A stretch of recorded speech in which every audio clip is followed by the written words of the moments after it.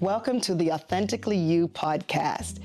Today we are going to begin just looking at the book, The Blessing of Being Authentically You. And this is the journey of self-discovery, healing, and divine transformation.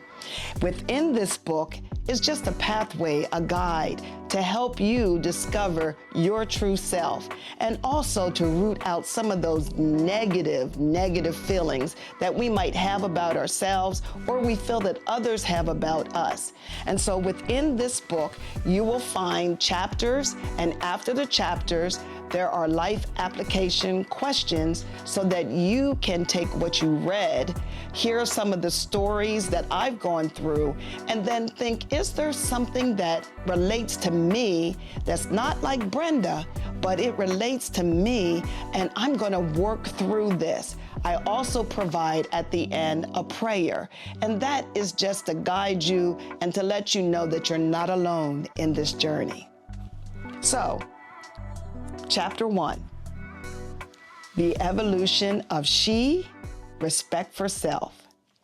Some people lose themselves when they connect in relationships, and they forget to care for their soul, their relationship with God, and their responsibilities.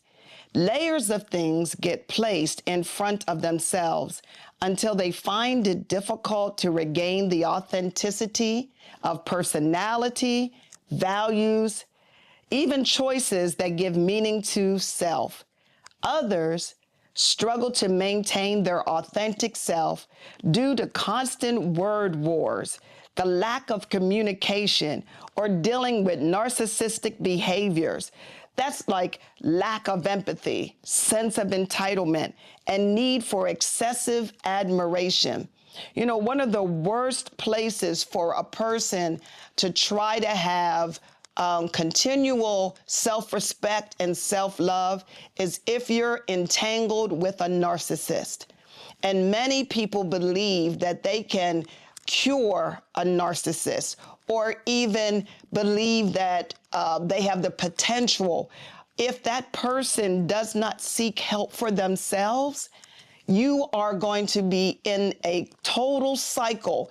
It'll be a good day, moving to a kind of a bad day, to a totally negative day, to disaster.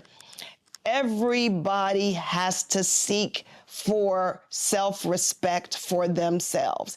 As much as we want to help others, we must help ourselves first and be able to maintain that foundation of that core belief of who you are. Also, there was a time when I was seeking myself, and my brother had been away in the service. And when he came back, we were going shopping, and it was my birthday, and he wanted to pick something up for me. And so he said, sis, go and just pick out the clothes you want. My brother noticed that all the clothing that I was choosing didn't look like what he knew that I would generally pick out. And what I was doing was like downplaying myself. I was picking clothing that really was like more for older people than myself. I had lost myself because I was trying to maintain a look and a reputation, and it was for other people. It wasn't for me. And my brother was like, what is this? No, we are leaving this store and we were going to a store that is more for your age. And, you know, thank goodness for having people in my life that will be accountable, right? That hold you accountable. And you can't be afraid of people giving you some good constructive criticism. Constructive criticism will sometimes be the thing that saves you from going to pure destruction. And in today's society, it becomes harder and harder to give people truth. People want to believe all that false stuff. They want to believe a lie. Tell me I'm good, tell me I'm beautiful. Sweetheart, you need to sit down and listen. Brother, you need to take a seat and listen to some wisdom, because the path you're going on is a path of destruction, meaning that wonderful person that's inside is never going to get to live alive because you keep pushing it down with things that really don't represent you, choices that are not really yours. And so in my sense, I had to listen to my brother because I looked in the mirror. I thought I looked fine. But later, when I saw pictures of myself, I thought, wow, why was I dressing so old? Why was I dressing so out of character? It's because I had metamorphosized over and over, being like a people pleaser. That person didn't like this. That person didn't like that. So I just kept, evolving into who they were. The one thing about a caterpillar is that it doesn't matter, what people think of it in its state.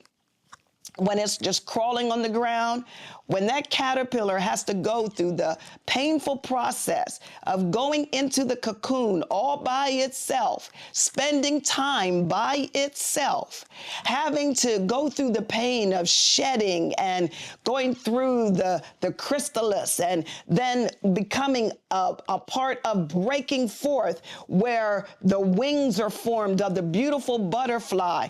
It is a painful transition. Why am I saying that? I want to be very honest with you that this walk towards authenticity, to discovering yourself, is not always going to feel good. It feels better once you have your wings like the butterfly, but it is not until you go through the process. Because sometimes when you find out that you have been living beneath your privilege, when you have been an imitator rather than an authentic person, that you have wasted so much time trying to be something that you're not. It can be very painful, and it becomes painful when you evolve in who you've always been, but now you have accepted who you are. Then people don't like the you. My goodness, they were happy with the fake person. They were happy with the knockoff, but you're your authentic self. And I want to encourage you to be who you were created to be, not what the world says, not what society says, but be who you were created to be. And if you feel alone or lonely in your journey, I want you to find those people that accept you for who you are, right? Don't wait for somebody to co-sign it, because you're in a place where you have to be who you are regardless if nobody loves you. That's where you're going to find the real joy and the real peace. And so after realizing that, a respect for self needed to come forth, then the work begins to happen. So let me give you a few tips of how we are going to develop this self-respect. 1, take time to know yourself. Understand what makes you happy and what you value in life. Do you know? Have you taken the time to sit? Every year in January, people make these vows and they make these resolutions. We don't have to wait till January. We don't have to wait till the year goes by. I want you to stop and make a commitment to yourself today, that you're going to take time to know yourself. Not what mama said you are, or not what daddy said you're not what your girlfriends or your homeboys said you ought to be, but where are you the most content? Where do you find your sweet spot? The real you has always been present, has always been present. It's like having a gift that you have never unwrapped. You know it is a gift inside that pretty wrapping, but unless you uncover it, unless you unwrap it, it will never, ever be discovered. And that's what this is about, the journey of discovering yourself, your authentic self. And so that gift will remain unknown to you, unknown to the world, unknown to your mate, unknown to the people that you're called to be with, the people that are waiting for you to evolve. They want the real deal. I know being authentic, even though it may not please everybody, that's okay. We're not going to please everybody. But when you can look in the mirror at the end of the day and said, I did that today. I lived my true self. By taking time to know yourself, you're going to allow yourself to be gradually reveal all your unique qualities. You're going to love yourself. People are going to discover the new you, and it's going to break forth like the sun, like the moon, how it breaks up the sky. You're going to break through, and the breakthrough happens first in you. And then all that brightness, that being the light, it's going to impact every atmosphere that you walk in. It's going to be the change that needs to happen when you walk into a room. And so you want to take the gains of taking time to know yourself, that it is going to be greater than anything else. Like getting to know your value and your worth is powerful, because when people ask, what are you about? You can tell them, and that just might be the thing that they're looking for. Number 2, challenge negative thoughts. And that's a big one, because sometimes the worst thoughts are the ones that come from inside. Everyone else can tell you that, you're wonderful, or you're beautiful, or you're handsome, or, you are a key to their opening their door. But if you don't believe it, because you continually degrade yourself or have negative thoughts, we have to eradicate that and begin to think positive stuff. One of the points I have in the book, it says, our worst enemy is ourselves. We often must peel layers of negativity like that onion. An interesting fact is that peeling an onion is not like cracking an egg. Eggs have a clear distinction between what is inside and outside. And once you get inside, you have reached the way in. Onions are different, and the way that they guard their inside is more assiduously. While their appearance seems to be easy access, they guard themselves. And the first layer easily rubs off. And sometimes the layers peel and stick to your hands, making it transferable to other parts. Onions defend themselves by releasing a potent smell that causes tears and blinds your view. You peel off one layer and another layer appears. After peeling that last layer, you find there is no core in the center. What that layer reveals is there's nothing to protect. Peel off one stratum and you are presented with another, until at last you believed you have reached the core of the onion, and you find that there is only layers in the end, protecting nothing but discovering your true self. And so all those layers get peeled away, and what you find is there you are. Like that little animated movie, Peter Pan. And it says, there you are, Peter. Well, that's what I'm saying. There you are, and put your name in the blank. You are there. It's just buried under so much. There are some of you that have experienced trauma in your life. There are some of you that have had church hurt. There are those of you that have been experiencing abandonment issues. There are those of you that have always tried to get along and be with the crowd, and you still are not accepted. And these are layers and layers, heavy weights that we want to help peel away, because underneath all of that is your true self. Number 3, set boundaries. Have the courage to establish limits and stand up for them when they're threatened. Boundaries are defined as limits or guidelines a person sets within their relationships that define what is safe, acceptable, and reasonable ways others can behave around them. I don't know about you, but I really love when people respect my space. And there are times where you have to determine whether or not that person has the capability or the capacity to respect your space. And so if they don't, you don't have to buck against them. You just need to remove yourself and find that space and that place where you can be respected. Set those boundaries, because boundaries also identifies how, when a person comes across you or crosses those boundaries, those lines, then you discover unhealthy boundaries. And that's when you begin to disregard your own values. You disregard your own decisions for others. Those unhealthy boundaries, I know that you are dealing with some of them.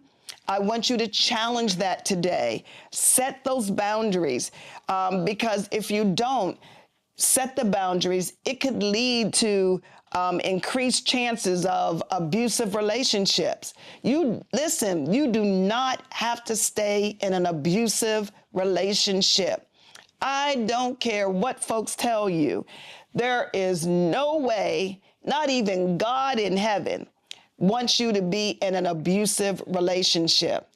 And believe me, understand, it's hard to leave those relationships, but you must if you want to discover your true self. Abusive relationships can manifest like verbal, constantly putting you down. You're never good enough, and you just keep trying to do the right thing. I want you to know that you are doing the right thing. The issue is not you, it's the other person. Stop the abusive vocal, words that are coming to you, because if you don't, you begin to keep those negative thoughts. And we need to set the boundaries so that people respect who you are, your true self.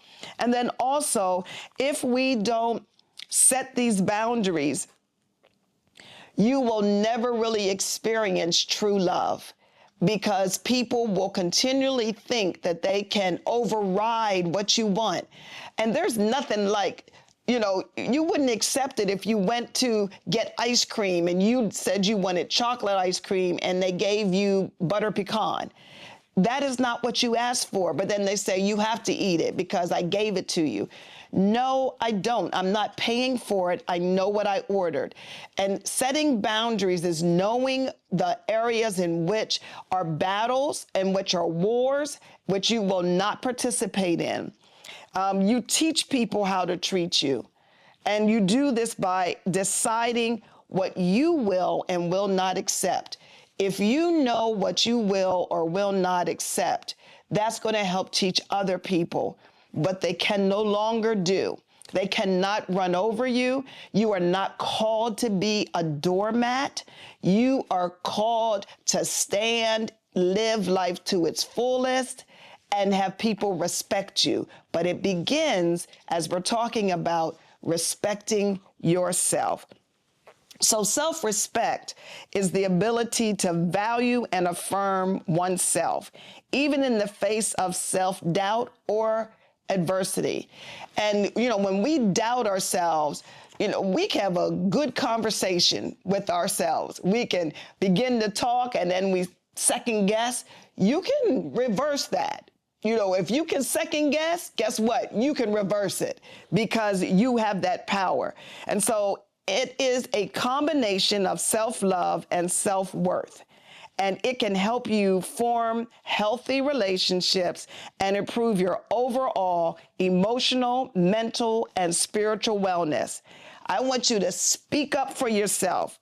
If you feel that you've been taken advantage of, speak up for yourself. Don't allow someone to get comfortable making you feel uncomfortable. Again, I tell you, speak up for yourself. Don't compromise. Look at the mirror and tell yourself, I'm speaking up, I'm not compromising. And so when you stay true to your values, the way you speak about yourself are words that are kind and affirming, even when you must motivate yourself. The words that unfold light and love to your soul. And so, again, I ask you to think about how you're going to apply this to your life. How comfortable are you with your life? Does your current life make you feel negative or sad inside? And then I want you to list what you will do to develop your self-respect. We've given you 3 tips to do that. So you have been created so uniquely. I want you to value that uniqueness. I want you to value your authentic self and watch yourself grow. I'm giving you my best for your best. And let's hear how you have decided that I'm no longer living any other way but my true self. Respect yourself.